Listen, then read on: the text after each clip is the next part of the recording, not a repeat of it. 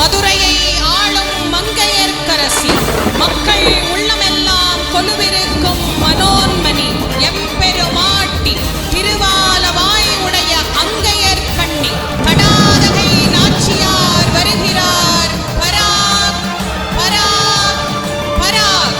அம்மன் வராளே, பெரியாச்சி வராளே, அம்மன் வராளே, திருக்காட்சி தராளே, முத்துப்பவளமும் மோகன புன்னகை முகத்தில் மின்ன மின்ன மின்ன அம்மன் வராளே.